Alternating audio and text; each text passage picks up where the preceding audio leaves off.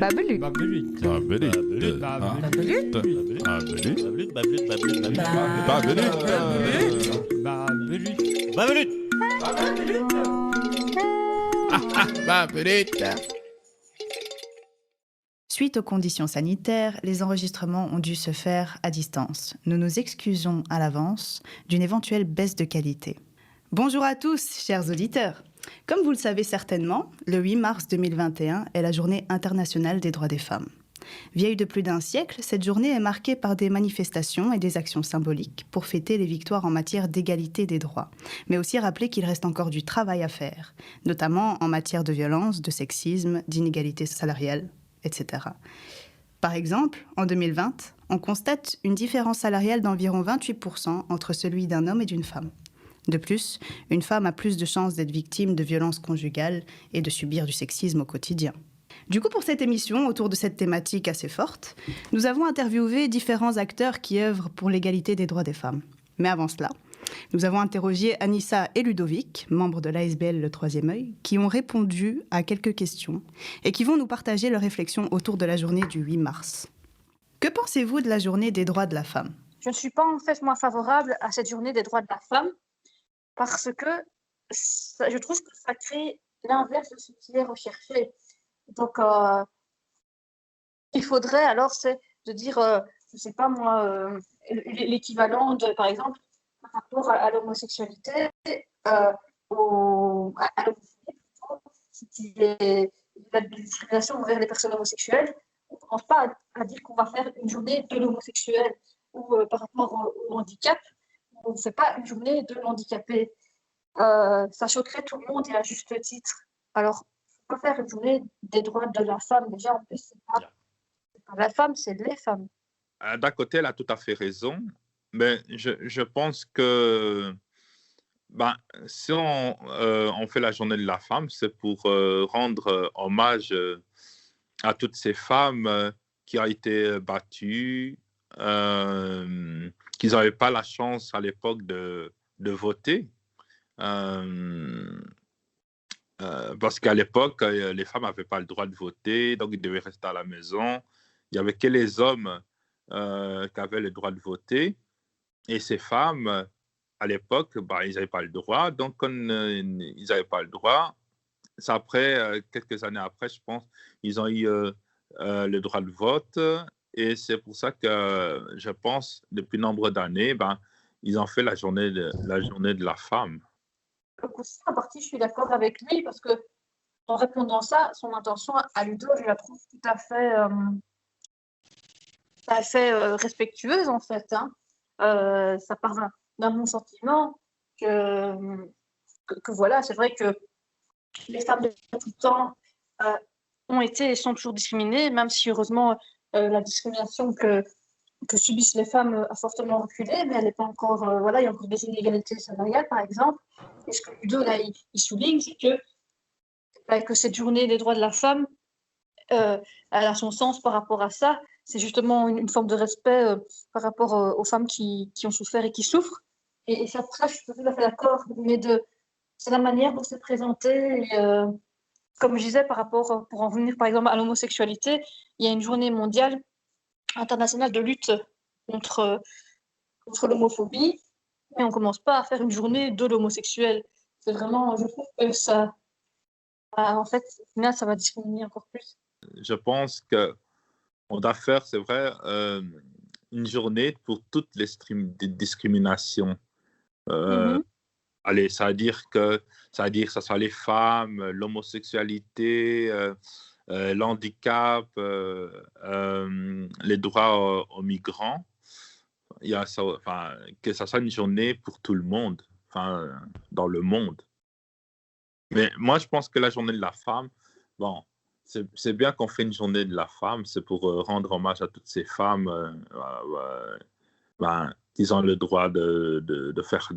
maintenant, ils ont le droit de faire du travail, d'aller travailler, qui ont le droit de faire des trucs manuels comme les hommes, voilà, d'avoir le même salaire. Le même salaire, je ne suis pas sûre. Mais... c'est pas encore le cas, mais ça, avec les femmes politiques qui sont dans le monde politique, ben, ils font tout pour ça change. Pour Ah les, non, c'est sûr. pour les femmes, ils ont le droit d'avoir le même salaire que les hommes. En tout cas, que les deux parties soient dans le même pied d'égalité. Ben, en tout cas, moi, je vois l'évolution, en tout cas. C'est vrai. Donc c'est vrai que c'est bien, je pense, hein, au niveau politique. Euh, Ça part d'une bonne intention, mais je veux dire dans le quotidien, par exemple, j'ai déjà vu dans les couples le 8 mars, donc cette fameuse journée des droits de la femme, où tout d'un coup, le mari, l'homme ou le conjoint, peu importe si c'est ou pas, va commencer à dire: ah, mais aujourd'hui, ma chérie, je fais la vaisselle parce que c'est la journée de la femme, hein, donc tu ne vas pas faire la vaisselle aujourd'hui. Ou bien, ah, mais aujourd'hui, puisque c'est ta journée, ma chérie, je vais faire, je t'ai offert des fleurs. Comme si, donc c'est dans ce sens-là que je dis que dans un certain sens, ça stigmatise et que ça renforce les discriminations parce que c'est pas qu'un seul jour que par exemple, les hommes doivent mettre la main à la pâte et faire la vaisselle, par exemple. Hmm. Et qu'en est-il des femmes porteuses de handicap dans le domaine de l'emploi? Moi, à l'époque où je travaillais, il n'y avait pas beaucoup de femmes handicap dans le monde du travail. Il y en a pas beaucoup, en tout cas. C'est vrai? Ça, je ne saurais pas. Il y en a des femmes qui travaillent, qui ont un handicap, qui travaillent. Qu'on a à transition dans le service. Il y a une femme qui est en chaise roulante, qui est un compagnon. Elle travaille. Il y a rarement, dans le monde du travail, il y a rarement des femmes avec un handicap. C'est vrai. C'est pas tous les jours. Mais c'est pour ça ce que j'allais dire, c'est que c'est à ce moment-là, c'est une discrimination dans la discrimination, parce que de toute façon, toutes les personnes handicapées, de manière générale, ont du mal à s'insérer dans le monde du travail. Et c'est sûr que c'est comme quand... En fait, c'est cumuler les discriminations, être une femme et avoir un handicap. C'est comme être une femme et avoir des origines, je ne sais pas, par exemple, hein, que ce soit arabe ou africaine ou autre, ou être une femme et homosexuelle, etc., etc., etc. Donc, c'est un cumul de discrimination, c'est sûr. Selon vous, qu'est-ce qui doit être fait pour arriver à l'égalité des droits? Pour moi, je pense que l'égalité entre hommes et femmes, on doit être sur le même pied d'égalité, que ce soit l'homme ou la femme, le même salaire, d'avoir tout, tout ensemble, quoi. Parce que c'est pas que l'homme gagne plus, que la femme gagne moins. Il faut que les deux gagnent la même somme. Hein. Je suis tout à fait d'accord avec toi, Ludo. Mais qu'est-ce que j'ai dire pour répondre à cette question de qu'est-ce qu'il faudrait faire? C'est une vaste question, hein, parce que voilà, ce problème ne date pas d'hier, donc ça ne va pas se résoudre en un jour.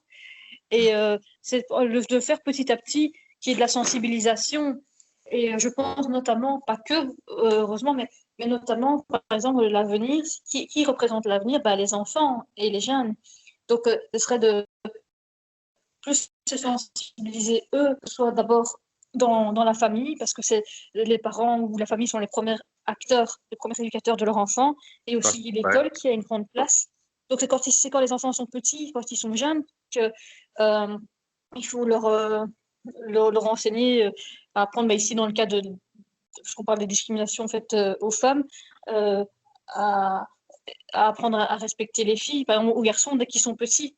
Et les formules aussi, par exemple, on va se dire se faire violer. On va dire, elle s'est faite violer dans le cas d'un viol. Mais déjà, la formule, c'est une formule en soi discriminante parce qu'on ne se fait pas violer, on est violé. Parce que se faire violer, ça sous-entend qu'en fait, elle l'a voulu. Je ne sais pas si vous notez ça, si vous avez déjà noté ça, la formulation. C'est comme si... c'est comme se faire, je ne sais pas moi, je pense à un rituel religieux, parce que c'est ça qui me vient en premier, mais se faire baptiser, c'est quelqu'un qui a demandé à être baptisé ou qui a demandé que son enfant le soit. si la forme de se faire violer, ce serait comme si on l'avait demandé, en fait. Donc, ou alors, je disais éduquer les garçons, on va dire, ah mais oui, mais il faut apprendre aux filles à bien s'habiller, à ne pas provoquer. Mais non, il faut, par exemple, en mettant des mini-jupes, non, il faut plutôt pas éduquer les filles, mais éduquer les garçons à respecter les filles. Bah oui, c'est changer les mentalités. Il y a changer les mentalités des hommes aussi et sensibiliser la nouvelle génération sur les droits des femmes. C'est que les femmes, ils ont le droit, comme tout le monde, d'avoir du travail et avoir un salaire, le même salaire que l'homme. Faire de sensibilisation. On ne fait pas assez de sensibilisation sur les femmes et c'est un peu dommage. Donc, faire plus de sensibilisation. Y a-t-il un parcours de femme qui vous inspire tout particulièrement? Le parcours de Raja, ça m'a vraiment, comment dire, ça m'a vraiment marqué parce que elle est en même temps malvoyante et elle a réussi à aller de l'avant, aller dans le monde de l'emploi et aussi elle a ouvert son propre iceberg. Elle est vraiment Raja est vraiment un exemple en tant que femme dans le monde du handicap, de montrer aux gens que même si on est une femme et on est handicapé, ben, on peut réussir à travailler et Eh bien, moi, j'ai envie de faire un hommage, entre guillemets, je dis entre guillemets parce que je pense que, enfin, c'est un mot comme ça, je pense que quand on dit un hommage, c'est quand la personne est décédée, je ne sais pas. Mais donc, à Najwa Belizel, qui est une artiste à la fois auteure et interprète. Donc, elle chante, mais elle écrit ses propres textes. Et, justement, elle a sorti. Maintenant, elle est revenue sur le devant de la scène parce qu'elle avait fait une pause carrière et elle a sorti un 3e album. Et dans ses chansons, notamment, elle défend beaucoup de causes. Et notamment, elle a fait des chansons aussi concernant les discriminations faites aux femmes, mais pas seulement. Euh, elle rend beaucoup aussi hommage aux enfants et elle a fait plusieurs chansons, notamment une chanson qu'elle a écrite en hommage aux enfants disparus dont on ne parle pas assez. Et notamment, elle a livré vraiment une expérience touchante au public, au large public récemment. Et elle a fait une chanson qui s'appelle Docteur Gel, qui traite sur des abus sexuels sur mineurs. Et ce qui est d'autant plus touchant, c'est qu'elle a révélé que c'était autobiographique. Donc, elle a vécu des agressions sexuelles étant enfant. Et, elle l'a mis en chanson, mais sans qu'on sache qu'elle parlait d'elle, mais en fait pour rendre hommage à n'importe qui, à n'importe quel enfant qui vivrait cela. Et ben voilà, c'est une artiste qui en plus est très proche de son public et que j'aime vraiment beaucoup. Que j'ai déjà eu la chance d'ailleurs et l'honneur de rencontrer plusieurs fois en concert et j'ai pu discuter avec elle après ses concerts également. Que souhaitez-vous pour le futur dans le domaine des droits des femmes? Ben, moi, je dirais que j'espère pour pour l'avenir que les femmes, ben, ils auront le droit d'avoir le même salaire, et considérés sur le même pied d'égalité avec les hommes. Et j'espère qu'on changera les mentalités des hommes par rapport aux femmes. Donc, moi, j'espère. Après, on verra par la suite. Hein. Moi, c'est tout ce que j'espère. Mais bon, donc voilà. C'est important qu'on sensibilise les enfants et qu'on prête aussi plus attention aux enfants. Bon, c'est plus large que les droits de la femme, mais ça commence par là aussi parce que les enfants, ça comporte notamment les petites filles. Donc qu'on donne plus la parole aux enfants, qu'on prenne plus au sérieux les enfants Et parce que c'est la génération de demain, c'est eux voilà, qui sont les acteurs de demain. Et voilà, c'est important, je pense. Merci Ludovic et Anissa. Nous allons maintenant écouter Dominique qui va interviewer l'association Femmes de droit. L'association s'occupe principalement des violences gynécologiques et obstétricales. Nous vous laissons découvrir cela. À toi Dominique. Bonjour. Voilà, je m'appelle Dominique Lao et je suis membre du Troisième œil. Je suis malvoyante et je vais vous poser des questions. Allô? Parfait, eh bien, je suis ravie de vous écouter. Ah, voilà. Pourriez-vous vous présenter quelles sont les actions de votre association? Ok. Alors, moi, je m'appelle Myriam Benjatou.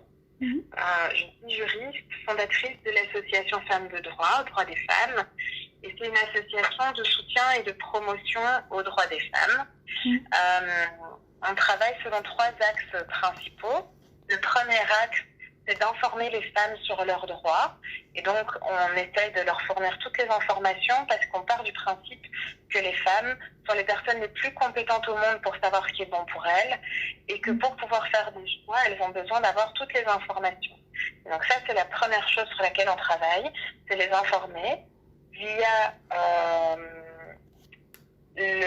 l'abécédaire, un abécédaire sur notre site internet. Et donc, ça, ce sont des articles où on explique des notions de droit. Et puis, cette année, on va essayer de développer d'autres projets comme un podcast ou une revue écrite qui sera distribuable pour que les femmes obtiennent ces informations. Le deuxième axe sur lequel on travaille, c'est accompagner les femmes dans leur démarche juridique. Donc, quand elles ont un problème, elles peuvent nous appeler et soit on les met en contact avec des avocats, soit on les aide nous-mêmes dans leur démarche. Et puis, le troisième axe, c'est mener des actions féministes pour permettre plus d'égalité entre les hommes et les femmes.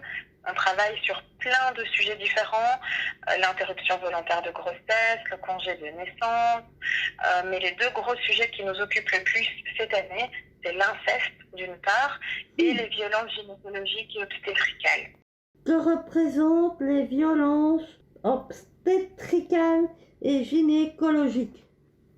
Ce qu'on appelle les violences obstétricales et gynécologiques, ce sont les violences que les femmes peuvent subir à l'occasion d'examens médicaux dans le cadre soit du suivi gynécologique habituel, soit dans le cadre du suivi de grossesse ou de l'accouchement. Et donc, ce sont tous les actes médicaux que les femmes subissent comme des violences et qui ne sont pas nécessaires à la santé ou à la survie de la femme ou de son bébé. Les femmes porteuses d'un handicap ont-elles plus de chances d'avoir des violences obstétricales et gynécologiques?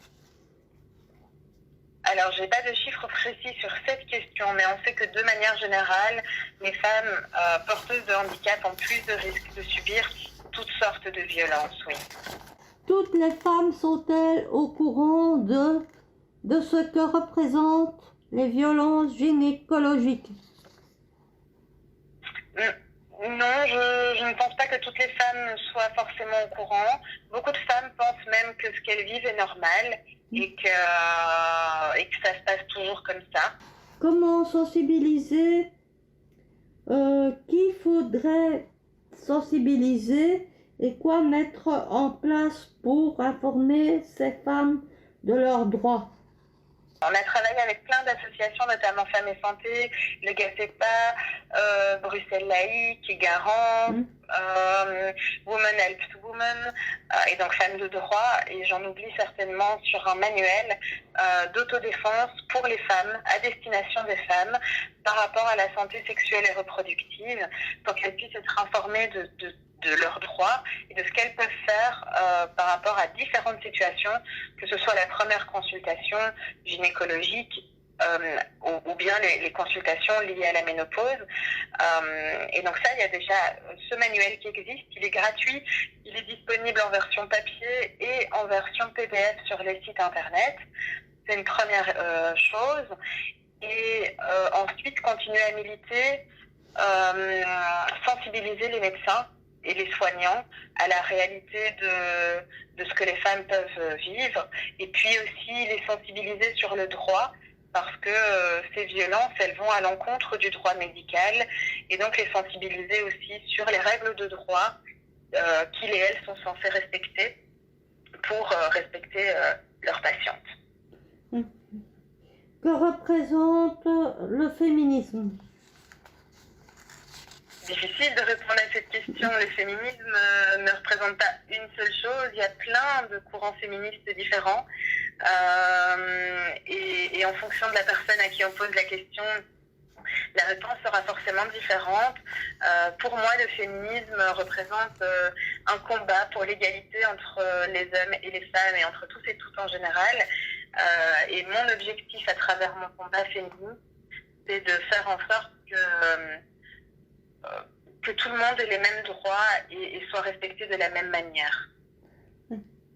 Est-ce que le féminisme est une tendance, une mode? On pourrait le croire, et pourtant le féminisme existe depuis très longtemps. Et donc non, moi je ne pense pas que c'est une mode ou une tendance. Je pense que c'est nécessaire. J'aimerais faire autre chose que le féminisme. J'aimerais pouvoir consacrer du temps à plein d'autres choses, mais malheureusement, c'est nécessaire. Il y a encore beaucoup trop de violence et beaucoup trop de choses qui se passent pour qu'on puisse s'en passer. Et donc non, c'est malheureusement pas une mode. Ok. Toute femme est-elle forcément féministe? Non, je pense pas. Je pense que pour être féministe, il faut réfléchir à la condition des femmes, au système en général. Il faut remettre en question certaines choses. Et donc, non, il y a des femmes qui ne sont pas féministes. Et puis, il y a des femmes qui le sont. Et on peut difficilement faire de généralités sur ce sujet.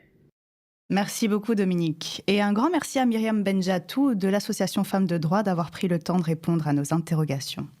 Nous allons maintenant laisser la parole à Adama, qui a interrogé l'ASBL Garance, qui travaille sur l'émancipation des femmes et sur la prévention de la violence qu'elles subissent. Merci Adama, nous t'écoutons. Bonjour, pourriez-vous vous présenter et quelles sont les actions de votre association? Oui, donc je m'appelle Laura Bertora, je travaille chez Garance depuis 1 an au poste de directrice de l'association. Et les éléments à mettre en avant pour présenter Garance sont que Garance a été fondée en 2000 par Irène Zellinger, qui est formatrice en autodéfense féministe. Donc Garance a fêté ses 20 ans en 2020. Garance est une association de prévention primaire des violences fondées sur le genre. Et alors pour expliquer un peu plus ce terme de prévention dite primaire, c'est la prévention qui vise à agir sur les violences en amont, avant que celles-ci ne se produisent. Et donc on distingue la prévention primaire de la prévention secondaire ou tertiaire, qui sont au contraire dans l'accompagnement des victimes pendant et après la violence. L'autodéfense féministe, donc, qui est le cœur de nos activités, c'est une approche globale de prévention des violences. Elle apprend à connaître ses limites et à reconnaître des situations de danger. Et alors, ça va de demander de l'aide à autrui jusqu'à la déstabilisation d'un agresseur ou encore la défense verbale. Mais dans tous nos stages, le but, c'est vraiment de se respecter et de se faire respecter afin de contribuer à une société moins violente. Dites-nous, votre association se destine-t-elle uniquement aux femmes? Alors, non, pas seulement. Les stages d'autodéfense féministe sont destinés aux femmes, mais nous avons un très grand nombre d'activités qui sont aussi prévues à destination des hommes. Par exemple, nos formations professionnelles de prévention des violences au travail s'adressent aux hommes comme aux femmes. Et nous avons aussi un projet de prévention des violences à l'école qui s'appelle Enfants capables, qui est déployé à Bruxelles et en Wallonie. Et là, les ateliers sont donnés aux parents, au personnel enseignant et bien sûr aux enfants. Et donc, on travaille entièrement en mixité dans ce projet. Et pour donner un dernier exemple, Récemment, nous avons organisé un cycle de conférences sur Zoom et pour s'adapter au contexte sanitaire que nous avons appelé les Midis de Garance. Et ce programme de conférence, il était à destination du grand public, donc aussi bien les hommes que les femmes. Que représente la journée des droits de la femme pour vous? Le 8 mars, la journée des droits des femmes, donc la nuance est importante. Pour nous, c'est une journée de combat collectif, c'est une journée de lutte et de soutien. Toute l'association Garance, toutes les travailleuses de Garance sont en grève ce jour-là. Et donc ça fait depuis plusieurs années qu'il y a la grève féministe le 8 mars, et nous soutenons ce mouvement. Donc ce jour-là, dans le monde entier, les femmes manifestent et font grève parce que nous sommes toujours loin d'une réelle égalité des genres. Et les raisons ne manquent pas de faire grève. Il y a les inégalités économiques, comme par exemple la sous-représentation dans de nombreux domaines professionnels, les différences de salaire, les différences de temps de travail, et du coup, forcément, en fin de parcours professionnel, les différences de montant des pensions. Il y a aussi les violences dans l'espace familial, dans l'espace privé, qui vont jusqu'au féminicide. Il y a les violences dans l'espace public, le cyberharcèlement, la répartition inégale du travail du care, le sexisme, le manque d'accès aux droits reproductifs et sexuels. Enfin, vraiment, la liste est longue des raisons de faire grève ce jour-là. Et il ne faut pas oublier en plus que la situation a encore empiré avec la pandémie. Pouvons-nous espérer vivre, selon vous, dans une société totalement égalitaire? Alors, je dirais, si on se contente d'espérer, probablement pas. Parce que nous vivons toujours dans une organisation de la société qui s'appelle la domination patriarcale. Et on est toujours emprisonné là-dedans. Et même si beaucoup de personnes, y compris des femmes, ne s'en rendent pas compte, bien sûr, on a un cadre législatif qui se veut égalitaire. On a acquis beaucoup de droits des femmes. Donc, ça a toute son importance que ça soit récemment. Ce n'est pas quelque chose de solide. En Belgique, on a le droit de voter, de conduire, de travailler, d'avorter. Les femmes ont beaucoup de droits sur le papier, mais dans la réalité, il y a encore énormément d'inégalités. Et en fait, du fait des avancées légales, beaucoup de personnes vivent dans l'illusion d'une égalité à laquelle on serait déjà parvenu. Et c'est en particulier dans les générations plus jeunes qui ne connaissent pas l'histoire des combats féministes, elles ne se rendent pas forcément compte qu'avant la Seconde Guerre mondiale, donc c'est il n'y a vraiment pas si longtemps que ça, les femmes ne pouvaient pas voter. Qu'avant 1976, les femmes ne pouvaient pas ouvrir un compte bancaire seules sans la présence d'un homme. Donc il faut mesurer à quel point les femmes étaient privées de droits fondamentaux il y a très peu de temps encore. Je veux dire, 1976, c'est la génération de ma mère, c'est tout proche sur l'axe du temps. Et donc il est facile d'être prise dans cette fausse impression d'égalité des genres. Mais si on ouvre les yeux sur toutes les inégalités que j'ai listées précédemment, on est vraiment très loin de vivre dans une société égalitaire. Voilà. Et pour y parvenir, ça suppose un changement de modèle, vraiment un modèle de société différent, des grandes évolutions. Ça peut être qu'un travail politique sur la durée avec des moyens importants. Que représente le féminisme pour vous? Pour Garance, c'est l'empouvoirment des femmes, c'est leur donner la capacité de défendre leurs droits, de défendre leurs limites et d'accéder enfin à une vraie égalité. Trouvez-vous que le féminisme est une tendance ou une mode?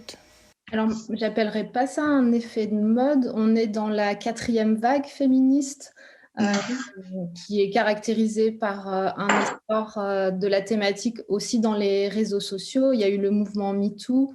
Et donc, le fait que ça prenne de l'ampleur, que ça se diffuse, c'est pas forcément à étiqueter comme une mode. Il y a une vraie prise de conscience politique. On a vu de multiples plans droits des femmes être promulgués récemment. Je ne pense pas qu'on puisse appeler ça une mode. Il y a quand même des moyens qui sont mis derrière pour les soutenir. Je trouve que c'est un bon début, mais que c'est pas encore suffisant quand on voit toutes les difficultés que rencontrent les associations de terrain pour mettre dans la pratique leur animation en place. Surtout cette année, il y a le contexte sanitaire, mais même on est encore sous-financé et donc il y a encore beaucoup de travail à faire. Toute femme est-elle forcément féministe? Je l'espère. je pense que oui, toute femme est féministe, mais que le féminisme, c'est un chemin. Et donc, les femmes sont à différents points de ce chemin, selon le moment de leur vie. Merci Adama et merci Laura Bertora de l'ASBL Garance pour cette interview. Nous allons maintenant remettre le micro à Anissa, qui va interviewer l'ASBL Vie Féminine. Donc je suis Anissa Marron, je me présente, je suis membre de l'ASBL Le Troisième Œil et j'ai eu une mission, on va dire comme ça entre guillemets, que j'ai accepté donc de vous poser quelques questions, de faire une petite interview avec vous dans le cadre de la Journée internationale des droits de la femme. Est-ce que nous, du coup, en tant que femmes, avons plus de difficultés à réussir en termes d'emploi? Je pense que celle-ci est plus générale, donc de manière générale dans la société. Est-ce qu'on a plus de mal à réussir que les hommes? En fait, la société dans laquelle on vit aujourd'hui est encore construite et pleine de discrimination.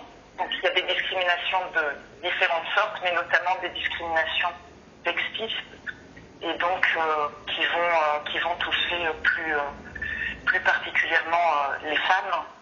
Après, elles se doublent évidemment d'autres discriminations. On ne va pas être touché de la même manière selon qu'on soit une femme, par exemple, blanche ou racisée, ou une femme migrante, que l'on soit une femme avec beaucoup de diplômes, ou des diplômes qui soit ne sont pas reconnus, soit avec un faible niveau scolaire.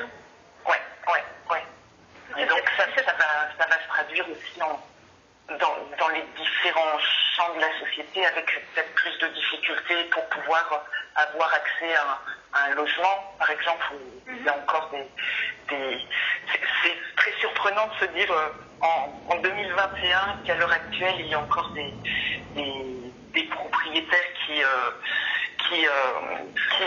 préfèrent ne pas louer à une femme, par exemple une femme seule, sous prétexte qu'elle ne saurait pas bricoler. Donc des gros stéréotypes qui persistent dans les mentalités, oui, mais aussi des choses plus globales qui vont faire que, parce que l'écart salarial, c'est un chiffre qu'on connaît bien, qui est encore de 20% aujourd'hui en Belgique, 23,7% exactement, et qui, de ce fait-là, ça va avoir plein de conséquences. C'est lié au type d'emploi auquel on peut accéder en tant que femme, mais du coup, je parlais du logement, quel type de loyer je vais pouvoir payer, ça va avoir des conséquences directes aussi. Donc il y a les stéréotypes, mais il y a aussi tout ce qui est plus massif en termes de fonctionnement de société. Donc oui, les difficultés, oui, la réponse est oui. Les difficultés, ça tombe bien que vous souligniez ce point-là, parce que je n'y aurais pas pensé, sont interdépendantes en fait. Comme quand vous dites, il y a les inégalités salariales, et de fait, on pourra se permettre de payer un logement à un loyer au moindre coût, que peut-être un homme avec un salaire plus élevé.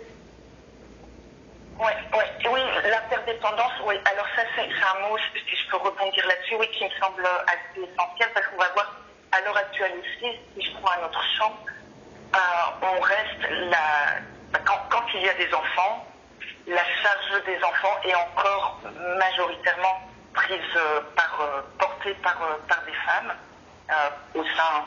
globalement au sein de la société, puis dans les couples hétérosexuels où il y a un homme et une femme. La répartition des tâches ménagères et des tâches éducatives reste, quand on prend les statistiques globales, reste inégalitaire. Et du coup, ça aussi, il va y avoir une interdépendance, ça va affecter plein de choses, ça va affecter comment je me situe dans mon emploi, si la priorité est la famille, ou si je dois aller conduire des enfants à l'école, à la gardienne, ou chez quelqu'un qui garde mes enfants. Si je cherche un logement et que j'ai des enfants à charge, ça va impacter. Et si j'ai un salaire plus petit et que je cherche, je pense à une femme monoparentale, donc qui est seule avec des enfants, je cherche un logement pour moi et mes enfants, mais que j'ai un salaire qui n'est pas à sa juste valeur, du fait de l'écart salarial, je vais avoir plus difficile de trouver un logement qui correspond. Donc oui, l'interdépendance me semble un mot assez crucial. C'est toute la société en fait, c'est pas uniquement voilà, les hommes en tant qu'individus, si je peux dire, qui vont discriminer les femmes, mais la société y encourage également. Ouais, et ça, du coup, on voit bien comment il y a 3 niveaux, en fait. Il y a le niveau des relations individuelles. Ça peut être le recruteur qui peut être aussi une recrutrice qui est sexiste et qui pose cette question-là. Ça peut être le niveau de l'organisation, donc le niveau de l'organisation donc de l'entreprise elle-même, comment l'entreprise est organisée, donc on est à un niveau un peu plus grand que interindividuel, on est dans ce niveau moyen de l'organisation. Et puis, il y a le niveau plus global de la société, donc là, le niveau macro. Là, ça va du micro interindividuel, méso, celui des organisations au sein de la société, jusqu'au niveau macro, celui de la société, où là, en fait, on sait que il y a, le nombre de places d'accueil pour les enfants est insuffisant, surtout accessible financièrement si on n'est pas dans du privé hors de prix, et même sur Bruxelles, même dans le privé hors de prix, mais donc accessible financièrement, de qualité, à proximité du domicile, qui ne m'entraîne pas de traverser toute la ville en prenant je ne sais combien de transports. Donc là on est sur une organisation plus globale de la société qui va aussi avoir un impact, donc on voit bien comment ça se joue à tous les niveaux. Et c'est dans ce sens qu'on peut parler de discrimination aussi avec les différents niveaux. Est-ce que les femmes atteintes d'un handicap, du coup, ont plus de mal à trouver un emploi? Alors là-dessus, je pense qu'on pourrait remettre les 3 niveaux. Et donc ce que je disais, niveau interindividuel, donc comment ça va être perçu par la personne qu'on a en face de soi. Donc quelles sont les représentations qu'il va y avoir, et le niveau de l'entreprise, le niveau de l'organisation, parce que j'ai pris l'entreprise parce qu'on parlait de ça, mais ça peut être aussi les administrations, ça va être toutes les institutions en fait. Qu'est-ce qui va être possible, je pense après tout va dépendre des handicaps, des handicaps, mais qu'est-ce qui est donné? Comment ça se passe, comment sont organisés les postes de travail, comment est organisé l'accès ne serait-ce qu'aux bâtiments physiques, quels sont les outils, est-ce qu'en fait l'organisation va en faire un handicap ou est-ce que ça va être pris en compte et que donc il y a une possibilité de travailler sans différence. Et puis au niveau de la plus sociétale, donc le niveau macro, je pense, mais là votre association saurait mieux que moi, je pense, comment la prise en compte des handicaps est très marginale, ça se fait à la marge et tout est conçu sur une norme de validité. Et j'emploie peut-être pas les bons termes, mais une norme de validité et du coup qui crée quelque part le handicap, mais en situation que ce soit un handicap. Enfin, si je prends pour prendre un exemple très très concret, vous êtes sur Bruxelles, je pense, au 3e œil. Je vais prendre un exemple des déplacements. Les déplacements dans l'espace public, le Mont des Arts à Bruxelles. Voilà, passer par le Mont des Arts, c'est une rangée d'escaliers, c'est un labyrinthe en bas, l'aménagement a peut-être un petit peu changé. Donc rien que se déplacer dans l'espace public, c'est plein d'obstacles qui sont mis. Donc nous, ce sont des choses aussi qu'on constate dès que c'est un adulte qui a une poussette, ça devient très compliqué. Il faut faire des grands détours. Quand on a des problèmes de mobilité, les femmes ont tendance plus à accumuler les contrats de courte durée. Est-ce que ça se remarque aussi quand les femmes ont la chance d'avoir un poste à haute qualification, j'ai envie de dire, je ne sais pas, comme par exemple architecte ou psychologue, est-ce qu'elles vont aussi cumuler facilement les temps partiels malgré tout? Alors, il y a des temps partiels, effectivement ça existe, qui peuvent être choisis. Ça choisit, je réduis mon temps de travail pour X raisons.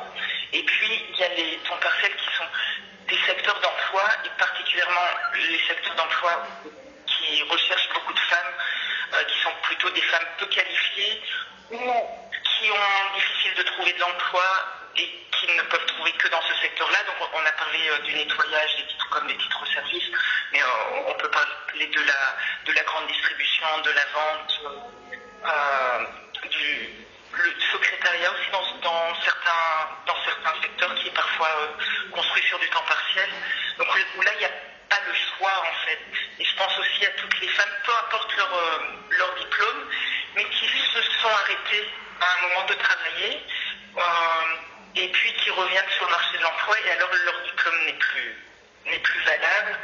Et après, ce qui se joue par contre pour les femmes qui, elles, font carrière, sont hautement diplômées, ont fait des études, là, ça va être le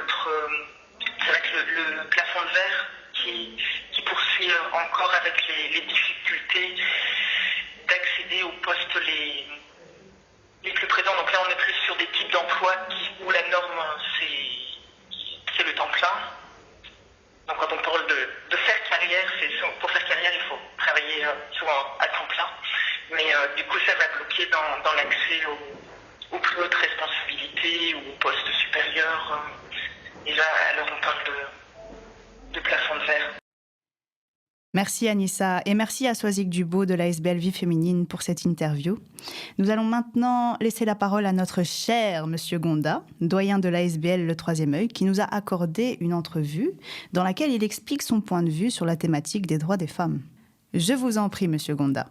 Parce que la femme, on peut la regarder d'abord comme maman, deux, on peut la regarder comme épouse, trois, on peut la regarder comme copine, ou bien on peut la regarder comme chef d'entreprise. C'est pas vraiment, ça vous amène à demander la femme par rapport à l'emploi, donc c'est comme chef d'entreprise ou bien comme fonctionnaire. Les deux, juste la notion globale. Juste la notion globale. Là, je préfère répondre par deux exemples qui m'impressionnent. Ok. D'abord, comme j'ai répondu à toutes ces catégories, il y a d'abord ma mère, parce que j'admire beaucoup les mamans. C'est vraiment, comme j'ai dit, s'il y a des créatures que Dieu a faites parfaites, c'est la femme, qui est une entreprise ambulante, qui prend un bébé, qui le façonne dans son ventre, qui en fait un monsieur qui s'appelle Liam, qui s'appelle André Gonda, une femme qui s'appelle Myriam. Ça, c'est une tâche très noble que je trouve. Et puis, la maman, comment ça s'appelle l'enfant que dès qu'il sèvre de son sein, l'enfant peut manger ce qu'il veut, il devient adulte. Et puis, quand il devient l'âge de raison, il abandonne à l'école et tout. Sinon, l'enfant est collé à la mère jusqu'à cet âge. Deux, la femme, j'ai rien comme épouse, comme j'ai dit de ma femme. Je l'ai beaucoup aimée parce que elle est en fait la femme qu'on aime. En latin, on dit une alter ego. On peut dire un, mais comme c'est une, je dis une, mais alter égale autre moi-même. Donc dans la femme qui est épouse, je dois retrouver mon image. Et dans la femme que j'ai aimée, qui m'a aimé, j'ai admiré sa capacité à m'appréhender dans mon entier. Et surtout d'accepter mes défauts, mais pas pour les approuver, mais pour les corriger en douceur. Elle a réussi à faire de moi ce que je suis aujourd'hui avec vous. Et puis deux, elle a réussi le mystère d'élever mes enfants de multiples origines, comme tu as posé la question, j'avais dit. J'étais répondu par l'inverse de ta question, mais j'ai répondu. Mais à élever ses enfants, je dis, sont des hommes, et leur dit, où je disais à Myriam, je ne suis pas votre ami. Je suis que votre papa. Et mon devoir est que demain dans la vie, vous soyez meilleur que moi. Un enfant inférieur à moi, il n'est pas digne d'être mon enfant. Aujourd'hui, ils le sont. Quand je vous parle de mon fils, né en Tunisie, il serait tunisien. Maintenant, ayant étudié au Congo, et puis ici, il a fait 2 masters il est devenu belge. Aujourd'hui, je vous parle, il est diplomate de l'Union européenne, mais il a travaillé déjà après ses 18 ans à l'Union européenne, à moins de 50 ans. Il était diplomate à Alger pendant 6 ans. Maintenant, il est de nouveau à Brazza, cette fois de nouveau presque 6 ans. C'est une réussite. Ouais, Et vous avez dit, vous n'êtes pas mes amis. Si vous êtes mes amis, je vais jouer avec vous, les copains, on sort, on rigole. Mais mes enfants, c'est qu'un devoir. Si j'ai fait une bêtise, que Dieu me pardonne. Mais Dieu m'agréera si je fais de vous les meilleurs hommes comme moi. Okay. Et grâce à la femme, j'ai fait des meilleurs hommes. Nous arrivons malheureusement à la fin de notre émission. Comme nous avons pu le constater, la Journée des droits des femmes permet de nous rappeler qu'il reste encore beaucoup de travail à réaliser pour atteindre l'égalité et l'équité dans tous les domaines. Toutefois, nous pouvons nous rendre compte d'une nette amélioration au niveau sociétal par rapport à cette problématique. Nous souhaitons remercier chaleureusement les associations Garance, Femmes de droit et Vie féminine pour le temps qu'elles nous ont accordé. Ces échanges ont été très éclairants et particulièrement intéressants. Merci également à Anis, à Ludovic, Dominique, Adama et Monsieur Gonda pour votre participation à la réalisation de cette nouvelle émission. Un grand merci à vous, chers auditeurs, d'avoir pris le temps de nous écouter. J'espère que cela vous a plu et vous a permis de mettre à l'honneur tout ce qui a trait à la Journée des droits des femmes. Nous terminons cet épisode avec un poème du poète Louis Aragon qui a écrit « L'avenir de l'homme est la femme. Elle est la couleur de son âme. Elle est sa rumeur et son bruit. Et sans elle, il n'est qu'un blasphème. » Je vous souhaite à tous une excellente journée et à la prochaine pour une nouvelle émission Radio Bablut. C'était le 3e sur Radio Bablut. Radio Bablut. Radio Bablut. Radio Bablut. Radio Bablut. Radio Bablut.